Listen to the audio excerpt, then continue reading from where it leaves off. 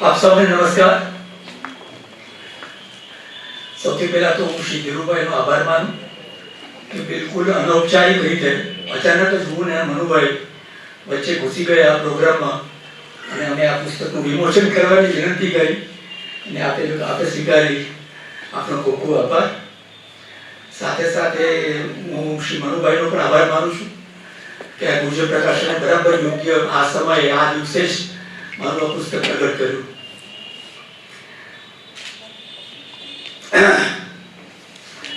સૌ પહેલા તો હું શ્રી ધીરુભાઈનો, શ્રી કુમાર કાર્યાલયનો, શ્રી પ્રફુલભાઈનો અને કુમાર કાર્યાલયના તમામ કર્મચારીઓનો, નાના મોટા તમામનો હું આભાર માનું છું કે લગભગ 2 વર્ષ આ મારી લેખમાળા ચાલી અને એ દરમિયાનમાં ઘણું બધું આદાન પ્રદાન થયું, મટીરિયલનું, ફોટોગ્રાફ્સ ને બધું. હું અત્યારે તમને આ ચળવળ નામે નાટક એ મારી જે લેખમાળા જે રહી એના વિચાર બીજ વિશે હું થોડીક વાત કરીશ. એક દિવસ રાત્રે મને ઊંઘ નહોતી આવતી અને હું પાસા બદલતો હતો અને હું બહુ રેશનલ માણસ છું, કોઈ ચમત્કારોમાં માનતો નથી, પણ કોણ જાણે અચાનક ઝબકારો થયો હોય એમાં મારા ચિત્તમાં ચળવળ નામે નાટક શીર્ષક આવ્યું. મને ખબર નથી, આગલા દિવસોમાં મેં કોઈ મિત્રો જોડે આ વિશે ચર્ચા પણ નથી કરી. કેવી રીતે આવ્યું મને ખબર નથી. અને પછી રાતના 2-2:30 વાગે એક પછી એક ચેપ્ટરના નામ મારા મગજમાં આવવા માંડ્યા કે આ પહેલું ચેપ્ટર હોઈ શકે, આ બીજું ચેપ્ટર હોઈ શકે, ત્રીજું ચેપ્ટર હોઈ શકે. ટૂંકમાં મેં લેખમાળા લખવાની શરૂઆત કરી એ પહેલા શીર્ષક આવ્યું એ પછી બધા ચેપ્ટરના ટાઇટલ્સ આવ્યા અને પછી હું લખવા બેઠો. મિત્રો, આંદોલન, ઝુંબેશ, અભિયાન અથવા અંગ્રેજીમાં આપણે કહીએ કે ડ્રાઈવ, આ બધા ઘણા બધા શબ્દો છે, પણ મને ચળવળ શબ્દ એમાં મને વધારે ગમે છે. એનું કારણ એ છે કે મોટા ભાગના માણસોમાં વર્ષોથી કેટલીક અચળ માન્યતાઓ પડી હોય છે. એ તમારા મનને ચડાવવું, મનને ચલિત કરવું, મનને આંદોલિત કરવું, મનને અસ્થિર કરવું કે જેથી મન સ્વતંત્ર થઈને, એક સ્વસ્થ થઈને એક વિચાર તરફ આગળ વધે.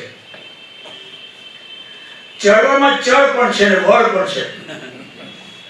વળ છે જેમ સિંદરીનો જે વળ હોય એ માણસના વિચારોમાં, માણસની માન્યતાઓમાં પણ અનેક પ્રકારના વળ હોય છે. આ વળને ઉકેલવા પડે. વળને ઉકેલવો તો તમારા મનમાં સ્વસ્થ વિચારનો ઉદય થાય, તમે વધુ સારી રીતે વિચાર કરી શકો.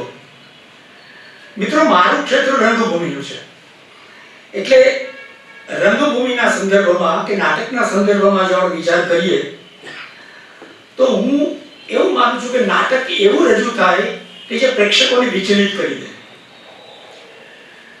પ્રેક્ષકો ભયાનક રીતે ખળભળી ઉઠે નાટક જોયા બાદ. એનામાં એક વૈચારિક હલચલ પેદા થાય, ભયંકર ઉથલ-પાથલ પેદા થાય, એવું તોફાન ઉઠે એની અંદર કે એમાંથી એ પોતાના સંપૂર્ણ રૂપાંતર, ટોટલ ટ્રાન્સફોર્મેશન તરફ એ જવા માટે બાધ્ય થઈ જાય. મને આ કેટલાક નાટકોમાં મને એવો અનુભવ થયો છે કે પ્રેક્ષકોના કેવા કેવા મારા પર ફોન આવતા હતા. તમે જાણો છો કે મહાત્મા ગાંધીએ, મોહનદાસે કિશોરવયમાં સત્યવાદી હરિશ્ચંદ્ર જોયું અને એના મનમાં પરિવર્તનનો આરંભ થયો. 1878માં આપણા જૂના લેખક રણછોડભાઈ ઉદયરામ એને એક નાટક લખેલું. એનું નાટકનું નામ છે લલિતા દુઃખદર્શક. એ નાટકમાં જે લલિતા જે છે એટલા બધા દુઃખમાંથી પસાર થાય છે કે એ જોઈને પ્રેક્ષકોમાંની કેટલીક ઘરડી સ્ત્રીઓ એટલી બધી વિવળ થઈ ગયેલી કે એમાંની કેટલીક સ્ત્રીઓએ બળજબરીથી એની દીકરીનો વિવાહ કરેલો, એ તોડી નાખેલો. એક બીજું નાટક છે મૂળશંકર ગુલાણીનું, 1902માં ભજવાયેલું. એનું નામ હતું જુગલ જુગારી. એમાં જુગારીની અવદશા જોઈને નાટક પૂરું થયા પછી રંગમંચ પર કેટલા બધા જુવાનિયાઓએ આવીને પ્રતિજ્ઞા લીધેલી કે અમે હવે પછી જુગાર નહીં રમીએ અને રેસકોર્સ પર બાજી નહીં લગાડીએ. પણ મિત્રો, હું એવું માનું છું કે આ બધા નિયમો નથી પણ અપવાદ છે. કારણ કે કલા સાહિત્યની એક મર્યાદા છે અને નાટક દ્વારા કે સાહિત્ય દ્વારા માણસમાં પરિવર્તન આવે એ પ્રક્રિયા ખૂબ ધીમી છે, સૂક્ષ્મ છે, ક્યારેક ન જોઈ શકાય એવી છે. કોઈ પણ પરિવર્તનનો આરંભ છે એ સૌથી પહેલા માણસના ચિત્તમાં થાય છે અને પછી એ કાર્યમાં એ ફળીભૂત થાય છે. એટલે સૌથી પહેલા તો માણસને પોતાને પ્રતીતિ થવી જોઈએ, પોતે જે સાંભળી રહ્યો છે કે જે જોઈ રહ્યો છે એનું કન્વિક્શન, સ્ટ્રોંગ કન્વિક્શન એનું હોવું જોઈએ. અને પછી એનામાં પરિવર્તનની ઝંખના એના હાડે હાડમાં ફરી વળે તો જ પરિવર્તન શક્ય બને. એનો અર્થ એ થયો કે મારી જાગૃતિ અને મારી સંવેદનશીલતા એ પ્રતિપળ સક્રિય રહેવા જોઈએ. તમે મિત્રો માનશો કે નાટકો કે ફિલ્મમાં આપણા ઘણા બધાની આંખો ભીની થઈ જાય છે. એવા નાટકો કે ફિલ્મો આપણે જોઈએ તો આપણે ખાસ કરીને સ્ત્રીઓ રડવા લાગે છે. પણ આ જ પરિવારો કે આ જ સદસ્યો એના ઘરમાં એના નોકરને માંદગીમાં મદદ નથી કરી શકતા કે એને 2 દિવસની રજા પણ નથી આપી શકતા. મને એ ટોલ્સ્ટોયની માનું એક ઉદાહરણ યાદ આવે છે. ટોલ્સ્ટોયની માં એટલી બધી સંવેદનશીલ હતી તો જમીનદારની સ્ત્રી હતી. એ નાટક જોવા જાય ત્યારે એટલું બધું રડે કે એનો રૂમાલ ભીંજાઈ જાય. એ બાજુમાં જે દાસી બેઠી હોય એ વારે વારે રૂમાલ નથી આપે. આ જ સંવેદનશીલ સ્ત્રી બહાર નીકળે અને બરફમાં એનો કોચવાન થીજી ગયો હોય તો એ ઘોડાને મારવાના ચાબુકથી ફટકારીને ઉઠાડે કે સમય થઈ ગયો, ખબર નથી તને. એટલે કહેવાનો મતલબ એ છે કે આ જે સંવેદનશીલતા જે છે એ દરેક સતત તમારામાં જાગૃત રહેવી જોઈએ. એક જમાનો એવો હતો કે જ્યારે ગામડામાં કોઈ એક પરિવારનું દુઃખ આખા ગામનું દુઃખ ગણાતું હતું. મને યાદ છે અમે નાના હતા, બાજુમાં કોઈ ગુજરી ગયું હોય તો અમારા પપ્પા અમને રેડિયો નહોતા વગાડવા દેતા એક અઠવાડિયા 10 દિવસ સુધી. આજે દુનિયામાં કેટલી બધી દર્દનાક ઘટનાઓ રોજ બને છે પણ આપણું જીવન નિશ્ચિંત નિષ્ફિકર ચાલ્યા કરે છે. છેલ્લા 50 કે 100 વર્ષમાં ભોગવાદમાં કે વ્યક્તિવાદમાં સરકી રહેલો માણસ પોતાના સુખ શાંતિ સિવાય બીજા કશાનો વિચાર કરતો નથી. આ સાચા અર્થમાં જો આવા માણસને તમારે જાગૃત અને સંવેદનશીલ કરવો હોય તો કુંભકર્ણને ઉઠાડવા માટે જે સ્ટાફ હતો એના કરતા 10 ગણો સ્ટાફ આજે જોઈએ. એટલે જરૂરી છે જાગૃતિ અને સંવેદનશીલતા જે પ્રતિપળ રહે. આ કામ થિયેટર કરી શકે, રંગભૂમિ કરી શકે. થિયેટર એટલે એવી એક જગ્યા જ્યાં વાર્તા, વિષયો, પાત્ર લેખનો એવા ત્યાં રજૂ થાય કે પ્રેક્ષકોના ચિત્ત ખળભળી ઉઠે અને એને કોઈ ચોક્કસ દિશા તરફ એને ગતિ કરાવે.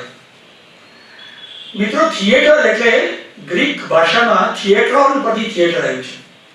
થિયેટરનો અર્થ થાય છે પ્લેસ ઓફ વ્યુઇંગ, જોઈ શકાય, અવલોકી શકાય, જેના સાક્ષી બની શકાય. To see, to watch, to observe, to witness.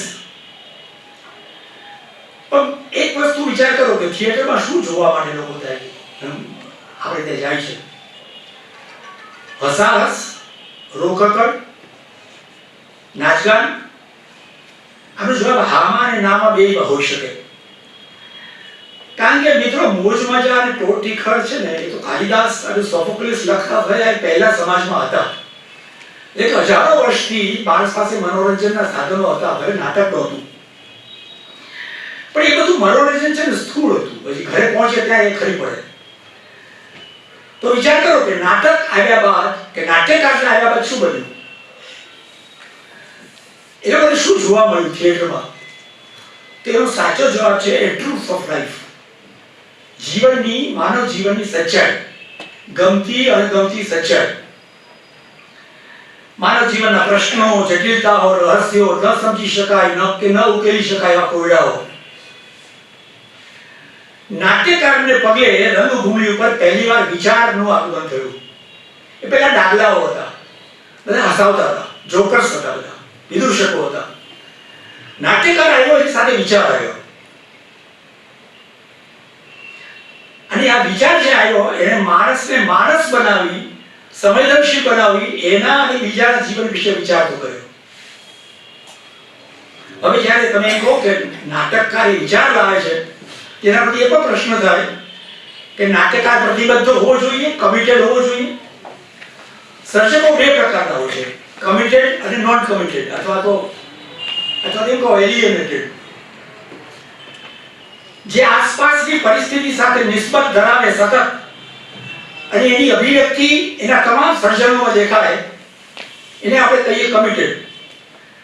અને બીજા એવા સર્જકો જે ગૌરવ સભામાં બેઠેલા વડીલોની જેમ મૌન બેસી રહે, ગમે તેવો ખતરનાક આસપાસનો પરિવેશ એમના ચિત્રને ખલેલ ન પહોંચાડી શકે, એ પોતાના સાહિત્ય કાર્યમાં એની એ જ રીતે મશગુલ રહે. હજુ એક સંકીર્ણ અથવા ચીલાચાલુ અર્થ જે આપણે સૌ જાણીએ છીએ, જે કટોકટી કાળમાં હતો, કોઈ વ્યક્તિ, સંગઠન, વાદ, પક્ષ, એવા કોઈ સાથેની તમારી વફાદારી. આપણે વિવાદમાં ન પડતા આપણે પ્રતિબદ્ધતાનો એક જ અર્થ કરીએ કે જેને મોટા ભાગના મહાન સાહિત્યકારો અને મહાન નાટ્યકારો જેને વરેલા છે, અને એ સાચો અર્થ છે કલા સાહિત્યની મર્યાદામાં રહીને માણસનો તેના તમામ ગુણ અવગુણ સાથેનો સ્વીકાર, અને વધારામાં કહીએ તો માનવતા કે માનવતા મૂલ્યોનું એનું સતત ગાન કરવું. આવા જે સર્જકો જે છે એ કોઈ ભય, જોખમ, લોભ, લાલચ કે પ્રલોભનમાં પડતા નથી. એક વખત ગિરીશ કર્નાડને કોઈ પૂછેલું કે તમે જ્યારે નાટક લખો છો ત્યારે તમે પ્રતિબદ્ધ છો, સમાજલક્ષી છો એવું વિચારીને લખો છો? ત્યારે કર્નાડે હસીને કહેલું કે આવી કોઈ સભાનતાથી લેખન કાર્ય થઈ શકે નહીં. કદાચ બની શકે કે આ મારા વ્યક્તિત્વમાં, મારા ઉછેર અને મારા સંસ્કારમાં, મારી પ્રકૃતિમાં, મારા હોવાપણામાં, અથવા તો આસપાસની પરિસ્થિતિ સાથેની મારી ગાઢ નિસ્બત સાથે એ કુદરતી રીતે સંકળાયેલું છે કે જે આપોઆપ મારા સર્જનમાં આવી જાય છે. એકવાર ભારત સરકારે પણ કહ્યું હતું કે જે સર્જક માનવ સંબંધો અને બદલાતી જતી પરિસ્થિતિઓ સાથે સતત જોડાયેલો રહે, એને એવી કોઈ સભાનતા રાખવાની જરૂર નથી. એની કલમમાંથી આપોઆપ એ પ્રતિબદ્ધતા નીકળે છે. ઇબ્સન ડોલ્સાઉસ લખવા બેઠો એ પહેલા એ મહિલાઓની અવદશાથી એ પોતે વ્યથિત હતો. એને એક જેમ્સ સ્ટુઅર્ટ મિલનું એક લેખ વાંચેલો, સબ્જુગેશન ઓફ વિમેન. અને ત્યાર પછી એમ લાગેલું કે આ માનવ વસ્તીમાં 50% સદસ્યો સ્ત્રીઓ છે, અને છતાં સ્ત્રીઓને કેમ આપણે ગુલામની જેમ રાખીએ છીએ? આ પ્રશ્ન એના મનમાં હતો. તો જ્યારે એ ડોલ્સાઉસ જ્યારે લખવા બેઠા અને ડોલ્સાઉસ જ્યારે લખ્યું ત્યારે એના મનમાં કોઈ સ્ત્રી પુરુષના ભેદ નહોતા રહ્યા. એટલી હદ સુધી કે ડોલ્સાઉસના સમાજો, જે બધી એ જમાનામાં જે બધી ફેમિનિસ્ટ સ્ત્રીઓ હતી 19મી સદીના અંતમાં, એ સ્ત્રીઓએ સમાજનો ઉપયોગ કરતી હતી એના ભાષણોમાં. અને છતાંય ઇબ્સને એવું કહેલું કે મારા મનમાં સ્ત્રી પુરુષ એવા કોઈ ભેદ નથી. મેં કોઈ સ્ત્રી સ્વાતંત્રતા ઉપર નાટક લખ્યું છે એવું માનતો નથી. મારા માટે માનવ માત્રની ગુલામી એ નિંદનીય છે એવું માનું છું. તેંડુલકરે પણ શાંતતા કો ચાલુઆએ લખ્યું, એને કમલા લખ્યું, એને ઘાસીરામ કોતવાલ લખ્યું. એ આસપાસ દેશમાં વ્યાપ્ત હિંસા અને સ્ત્રીઓ પરનું શોષણ અને સ્ત્રીઓ પરના અત્યાચાર, એનું જાતીય શોષણ, એ બધું એના મનમાં હતું. ગિરીશ કર્નાડનું હરિવર્ધન કે નાગમંડલા આપણે ભલે લોક નાટક તરીકે આપણે જોતા હોઈએ, પણ વાસ્તવમાં એ સ્વર અર્થદગ્ધ માનવીનો છે. એ આજનો માનવી છે. ટોલ્સ્ટોયના સાહિત્ય માટે ઘણો બધો વિવાદ થાય છે કે ટોલ્સ્ટોય સર્જક છે કે સુધારાવાદી છે. આપણે ત્યાં દર્શક માટે પણ આવી ટીકાઓ ઘણીવાર થયેલી છે. આ એક એવો વર્ગ છે જે કલા સાહિત્યને માનવ ઉત્કર્ષથી અલગ કરીને જુએ છે, જ્યારે એ બંને જુદી વસ્તુઓ છે. સર્જકની પ્રતિબદ્ધતા વિશે એક બ્રિટિશ નાટ્યકાર છે હેરોલ્ડ પિન્ટર, એને બહુ સરસ કહ્યું છે. આઈ કોટ, મારી નજર સામે દેખાતી સરેઆમ ખોટી, અન્યાયી અને ઘાતકી દેખાતી બાબતો પ્રત્યે મારે કવિ અને લેખક તરીકે મારી સાફ અસંમતિ કે આક્રોશ જાહેર કરવા જ પડે. માનવ જાત માટે ખતરારૂપ જણાતી પરિસ્થિતિઓ વખતે હું દઈ દૂધમાં પગ ન રાખી શકું. મારે સ્પષ્ટપણે મારી સંમતિ અને અસંમતિ જાહેર કરવા જ પડે. મારે કહેવું જ પડે કે ઇનફ ઇઝ ઇનફ. ખાસ કરીને જ્યારે એને ટોની બ્લેરનો વિરોધ કરેલો ઇરાક યુદ્ધ વખતે, એ વખતે બોલેલા. ઘણા કહે છે કે આપણે સાહિત્યના માણસ છીએ, આપણે રાજકારણના નથી, એ જાહેરમાં બોલવા કે લખવાની કોઈ જરૂર ન હોય. આના ખુલાસા રૂપે એક વખત આપણા દર્શકે કહેલું, મનુભાઈ પંચોળીએ, કે જે વ્યક્તિ મત આપે છે અને જે વ્યક્તિ એનો રાજકીય પ્રતિનિધિ ચૂંટે છે, એ વ્યક્તિ ક્યારેય એમ ના કહી શકે કે મને રાજકારણમાં રસ નથી. એક નાગરિક તરીકે મને ચોક્કસ રાજકારણમાં રસ છે, પણ સત્તાના રાજકારણમાં નહીં, લોકહિત પર પ્રભાવ પાડનાર રાજકારણમાં. દર્શકે એવું પણ કહેલું કે લોકોના અવાજને કચડી નાખતી રાજસત્તા સામે લોકસત્તા મૌન બેસી રહે એ ક્યારેય સ્વીકારી ન શકાય. એની તળપદી ભાષામાં એમ પણ કહેલું કે આપણે વાળ્યા કરીએ અને રાજ્ય કચરો નાખ્યા કરે તો સમાજ પરિવર્તન ક્યારેય ન થાય. રાજકારણની અગત્ય પર ભાર દઈને દર્શકે કહેલું કે મારું રાજકારણ બગડેલું હોય અને તેમ છતાંય મારું શિક્ષણ સુધરે, મારો સમાજ સુધરે, મારા નાગરિકો સુધરે, એનાથી મોટો ભ્રમ બીજો કોઈ હોઈ શકે નહીં. સર્જક છે તો એકદમ બહાદુર, એકદમ નિર્ભય હોવો જોઈએ. સર્જકમાં એ તાકાત હોવી જોઈએ કે રંગમંચ પર ઊભો થઈને પેલા માસૂમ બાળકે પેલું ચિત્ર જોઈને કહી શકે કે માય કિંગ ઇઝ નેકેડ, મારા રાજાએ વસ્ત્રો નથી પહેર્યા, એ કહી શકવા માટે એની કાબેલિયત હોવી જોઈએ. મિત્રો 1930 થી 1945 જર્મનીમાં કેટલાય લેખકો અને કલાકારો હતા જેમણે હિટલરનો અને નાઝી સત્તાનો વિરોધ કરેલો, એના પ્રચાર સાહિત્યના વિરોધમાં હતા. સામે એવા કેટલાય કલાકારો અને સાહિત્યકારો હતા જે હિટલરના સમર્થનમાં હતા. જો કે એમ કરવાથી એમના માનપાન કંઈ બહુ વધ્યા નહોતા, પણ છતાંય એ લોકો એ કરતા હતા. કયો સર્જક એવો હોઈ શકે મિત્રો? વિચારો કે જે 60 લાખ યહૂદીઓને મારી નાખવા વિરોધી એક શબ્દ બોલ્યા વગર સર્જન કાર્યમાં ડૂબેલો રહે. જર્મનીમાં સર્જન કાર્ય શક્ય નહોતું એટલા માટે જ બ્રેક, હોફમેન, ફ્રોઈડ, આઇન્સ્ટાઈન આ બધા જર્મની છોડીને અમેરિકા જતા રહ્યા. બર્ટોલ્ટ બ્રેક્ટ બહુ મોટો સમાજલક્ષી નાટ્યકાર, એને એવું કહ્યું હતું કે નાટકનો સમાજ સાથે સીધો સંબંધ છે. જે પોતાના સમયકાળના પ્રશ્નોને વાચા નથી આપતા એવા નાટકોની કે એવી રંગભૂમિની કોઈ પ્રાસંગિકતા ન હોઈ શકે. આપણે શરૂઆત આપણે ચળવળના અર્થથી કરેલી. મિત્રો હું એક બીજી ચળવળની વાત કરું છું કે જે સૂક્ષ્મ છે, જે ભીતરમાં છે, અંદર છે, જે જોઈ શકાતી નથી પણ અંદર પડી ક્રિયાશીલ છે. એનું અસ્તિત્વ બહાર નથી, ચિત્તની ભીતર ઊંડે ક્યાંક છે. આ અર્થમાં જો વિચારીએ તો યુરોપના Beckett, Samuel Beckett, Albert Camus, Ionesco, પિરાવેલો, હેરોલ્ડ પિન્ટર આ બધાને આપણે ચળવળિયા કહેવા પડે. સેમ્યુઅલ બેકેટ તમે જાણો છો કે થિયેટર ઓફ એબ્સર્ડનો બહુ મોટો લેખક, પણ છેલ્લા ચાલુ અર્થમાં તમે એને ચળવળીઓ કે સમાજલક્ષી કહી શકો તો પછી આપણે બેકેટને પ્રતિબદ્ધ લેખક ગણીશું કે આત્મલક્ષી, બેફિકરો કે પ્રયોગશીલ નાટ્યકાર ગણીશું? મિત્રો બીજા વિશ્વયુદ્ધ પછી જે સર્વનાશ થયો, કરોડો નાગરિકો અને કરોડો સૈનિકો માર્યા ગયા, એકલા જર્મનીમાં જ 60 લાખ યહૂદીઓ માર્યા ગયા.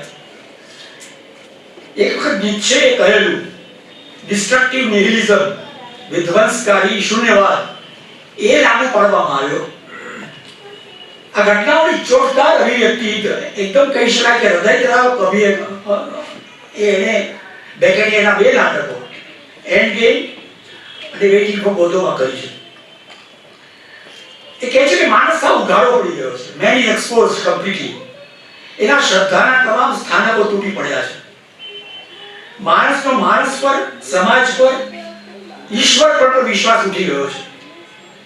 ભાષા, સંબંધો, માનવ મૂલ્યો બધું એકદમ વ્યર્થ લાગે છે. માણસ ક્યાંય ગોઠવાઈ ન શકે એવી સ્થિતિમાં લાચાર, બેબસ, હતાશ અને એકદમ નપુંસક બની ગયો છે. લગભગ એમ સમજો કે ટ્રેજિક કોમિક સ્થિતિમાં મુકાઈ ગયો છે. જ્યારે આખું યુરોપ કબ્રસ્તાનમાં જ્યારે પલટાઈ ગયું હોય ત્યારે બેકેટના વેઇટિંગ ફોર ગોડોના બે પાત્રો જે તમને વિદૂષક જેવા દેખાય છે, એકલતા, હતાશા અને તબાહીની સ્મશાન શાંતિને ટાળવા કે ભૂલવા રંગમંચ ઉપર ખાલી બોલ કર્યા કરે છે. ચળવૈયા નાટકોનું માનવું છે કે જગતમાં જે બનતું હોય અને રંગભૂમિ પર જે દર્શાવાઈ રહ્યું હોય એ બે વચ્ચે જ્યાં સુધી નાભિનાળ સંબંધ ન હોય તે રંગભૂમિ સાર્થક રીતે ક્યારેય કામરી શકે નહીં. રંગભૂમિનો સમાજ સાથેનો સંબંધ સિમ્બાયોટિક પ્રિન્સિપલ પર છે, સહજીવનનો સિદ્ધાંત છે. કોઈકે કહ્યું છે કે theater is theater only because it's so relevant to the society. Political થિયેટરનો ગુરુ અને બ્રેક્ટનો ગુરુ ઇરવિન પિસ્કાટર એ કહેતો કે માનવી વચ્ચેનો નહીં, માનવી ઈશ્વર વચ્ચેનો પણ નહીં, માનવી સમાજ વચ્ચેનો સંબંધ એ નાટકનું મુખ્ય વસ્તુ બનવું જોઈએ. એટલે સમગ્ર વિચાર મંથનના અંતમાં મારે એટલું જ કહેવાનું કે રંગભૂમિનું સમાજ પ્રત્યે ઘણું ઋણ રહેલું છે. રાષ્ટ્રમાં રંગભૂમિની ઓળખ પ્રતિષ્ઠા એવા હોવા જોઈએ કે દેશ સમક્ષ જ્યારે કોઈ સંકટના વાદળો જ્યારે ઉમટી આવે ત્યારે પ્રેક્ષકો રંગભૂમિ તરફ નજર માંડે. નાટકો દ્વારા પ્રજાની ખરી નિસ્બત પ્રગટ થવી જરૂરી છે. પીડાઓ, પ્રશ્નો, આશાઓ, હતાશાઓ, આનંદ ઉલ્લાસ, આકાંક્ષાઓ, સર્જકો, સંઘર્ષો બધું વ્યક્ત થવું જરૂરી છે. બાદલ સરકાર કહેતા કે થિયેટર કેનોટ બી ટ્રીટેડ એઝ પાસ ટાઈમ. આ કોઈ રાત્રે વાળું કરીને આનંદથી સૂઈ જવાની ફાલતુ પ્રવૃત્તિ નથી. પ્રેક્ષકો જ્યારે એના સવાલો અને પીડાઓ અને રંગભૂમિ પર પ્રતિબિંબિત થતા જુએ ત્યારે એને જીવન જીવવાની પ્રેરણા, જુસ્સો, દિશાસૂચન મળવા જોઈએ. એક હેરોલ્ડ ક્લર્મેન નામનો બહુ મોટો નાટ્યગુરુ થઈ ગયો અમેરિકામાં. બહુ વર્ષો પહેલા મેં એનએસજીમાં એને જોયેલા અને સાંભળેલા. એને કહેલું રંગભૂમિએ એ જ હેતુ સિદ્ધ કરવાની કોશિશ કરવી જોઈએ જે હેતુ ઈસુના જન્મ પૂર્વેની ગ્રીક રંગભૂમિએ કરેલો. અને આ કયો હેતુ હતો? ઈશ્વર કે નિયતિ સર્વશક્તિમાન હોવા છતાં માનવી પાસે સંઘર્ષ કરતા રહેવાનો અબાધિત હક. અને બીજું, આ હકને સદાય યાદ અપાવતા રહેવું એ રંગભૂમિનું કામ.